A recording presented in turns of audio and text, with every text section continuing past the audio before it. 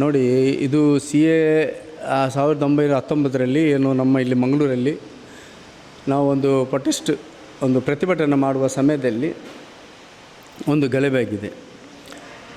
ಗಲಭೆ ಅಂದರೆ ಆವತ್ತು ಪೊಲೀಸವರೇ, ಅದು ಪೊಲೀಸು ಮತ್ತು ನಮ್ಮ ಮಧ್ಯೆ ಗಲಾಟೆ ಆದದ್ದು.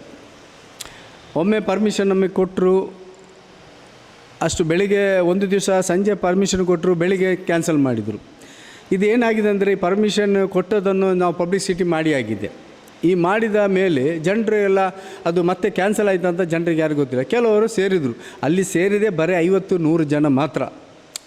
ಯಾವುದು ಕೂಡ ಒಂದು ನಮ್ಮ ನೋವನ್ನು ನಾವು ಪ್ರತಿಭಟಿಸುವಾಗ ಅದನ್ನು ಪೊಲೀಸವರಿಗೆ ಒಳ್ಳೆ ರೀತಿಯಲ್ಲಿ ಅದನ್ನು ಕಂಟ್ರೋಲ್ ಮಾಡ್ಬೋದಿತ್ತು.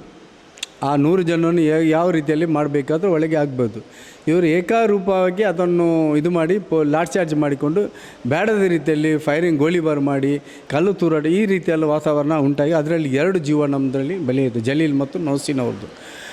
ಆವತ್ತು ನಾವು ಕೂಡ ಅದರಲ್ಲಿ ಒಂದು ಏನು ಶಾಂತಿ ಸುವ್ಯವಸ್ಥೆ ಕಾಪಾಡುವಂಥ ರೀತಿಯಲ್ಲಿ ನಾವು ಹಾಸ್ಪಿಟಲ್ ಕಡೆ ಮತ್ತು ಎಲ್ಲ ಕಡೆ ನಮ್ಮ ಯುವಕರಿಗೆ ಏನೆಲ್ಲ ಗಾಯ ಆಗಿದೆ ಅವರನ್ನು ತಗೊಂಡು ಹಾಸ್ಪಿಟಲ್ ತರುವಾಗ ನಮ್ಮ ಅಂದಿನ ಕಮಿಷನರ್ ಅವರು ನನಗೆ ಕಾಲ್ ಮಾಡಿ ಎಲ್ಲಿದ್ದರು ಅಂತ ಕೇಳಿದ್ರು. ನಾನು ಒಂದು ಕಡೆ ಇದ್ದೆ ಅಂತ ಹೇಳಿದೆ. ಮತ್ತು ಇಲ್ಲಿ ಬನ್ನಿ ಅಂತ ಹೇಳಿದರು.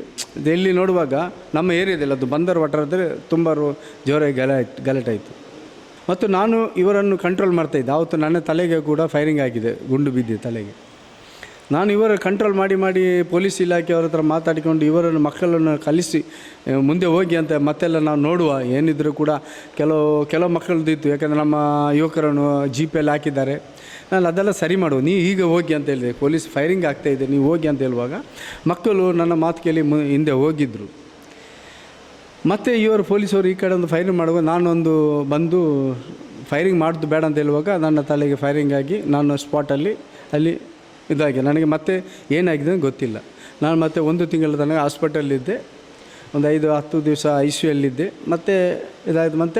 ಮತ್ತು ಈಗ ಏನು ಪ್ರಾಬ್ಲಮ್ ಅಂದರೆ ಮಕ್ಕಳ ಮೇಲೆ, ಚಿಕ್ಕ ಮಕ್ಕಳ ಮೇಲೆ ಕೇಸ್ ಹಾಕಿಕೊಂಡು 3 ವರ್ಷದಿಂದ ಪಾಪ ಮಕ್ಕಳು 3-4 ವರ್ಷ ಏನಾಯಿತು ಕೇಸ್.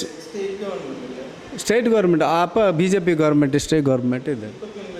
இப்போ இல்லை விழிச்சிட்டில்ல. இப்போ விழிச்சா நம்ம இப்போ கோர்ட்டில் எல்லாம் புள்ளாரு கோர்ட்டில் நிற்பா போந்துண்டு கோர்ட்டில் போயிட்டு இதாக்குந்துண்டு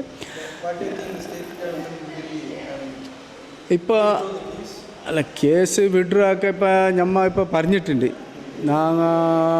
ಮಿಂಡಿಟ್ಟು ನಾವು ಮಾತಾಡಿಕೊಂಡು ನಮ್ಮ ಈ ಕೇಸು ಇದೊಂದು ಕೇಸನ್ನು ವಿಡ್ರಾ ಮಾಡಬೇಕಂತ ನಾವು ನಮ್ಮ ಎಲ್ಲ MLA ಮತ್ತು ಅವರ ಹತ್ರ ಹೋಗಿ ನಾವು ಈ ಸ್ಟೇಟ್ ಗೌರ್ಮೆಂಟ್ಗೆ ನಾವು ಅಪೀಲನ್ನು ಮಾಡಿದ್ದೇವೆ. ಅದು ಈಗ ನೋಡ್ಬೇಕು ಎಷ್ಟರಲ್ಲಿ ಅವರು ಇದು ಮಾಡ್ತಾರಂತ ನಮಗೆ ಗೊತ್ತಾಗಲ್ಲ. ಈಗ ನಮ್ಮ ಮಕ್ಕಳು ಕೇಸಲ್ಲಿ ಹೋಗ್ತಾ ಇದ್ದಾರೆ. ಒಬ್ಬೊಬ್ಬರ ಮೇಲೆ 15-16 ಕೇಸು ಈ ರೀತಿ ನೋಡಿದವ್ರ ಮೇಲೆ, ಯುವಕರ ಮೇಲೆ, ಸ್ಟೂಡೆಂಟ್ಸ್ ಮೇಲೆ ಈ ಗಲಭೆ ಏನಾಗ್ತದೆ ಅಂತೇಳಿ ಕೆಲಸಕ್ಕೆ ಹೋಗುವವರು ಕೆಲಸಕ್ಕೆ ಬಂದು ಸಡನ್ಲಾಗಿ ಗಲಾಟೆ ಆಗಿದೆ. ಗಲಾಟೆ ಆಗುವ ಪಾಪ ಕೆಲಸ ಬಂದರು ಅಲ್ಲಿ ಬಾಕಿ ಆಗಿದ್ದಾರೆ. ಅವರು ಓದೋವರು ನೋಡಿದವರು CC ಕ್ಯಾಮರಾ ನೋಡಿ ಇವರು ಕೇಸ್ ಹಾಕಿ ಬಿಟ್ಟಿದ್ದಾರೆ.